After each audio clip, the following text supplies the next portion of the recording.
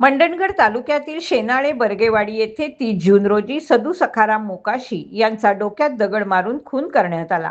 या प्रकरणी मंडणगड पोलीस ठाण्यात भारतीय न्याय संहितेच्या कलम 103(1) अंतर्गत गुन्हा दाखल करण्यात आला असून प्रकाश गंगाराम वाजे याला अटक करण्यात आली।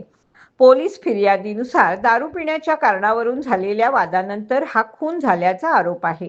मात्र तपास सुरू असताना या प्रकरणातील फिर्यादी विजय सीताराम काते यांच्या नावावर यापूर्वी मंडणगड, खेड आणि दापोली पोलीस ठाण्यांमध्ये विविध गुन्हे दाखल असल्याची माहिती सार्वजनिक नोंदीमधून समोर आली आहे। यामध्ये चोरी, वन कायद्याचं उल्लंघन, खंडणी, धमकी, महिलांशी संबंधित गुन्हे तसेच माहिती तंत्रज्ञान कायद्याअंतर्गत दाखल झालेल्या प्रकरणांचा समावेश असल्याचं नोंदींमध्ये दिसून येत आहे।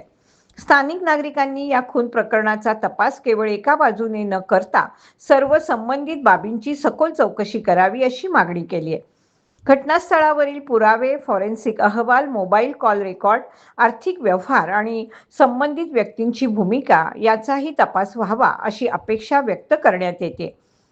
दरम्यान या प्रकरणाचा तपास सर्व बाजूंनी करून दोषींवर कडक कारवाई करण्यात यावी अशी मागणी सध्या जोर धरू लागली आहे।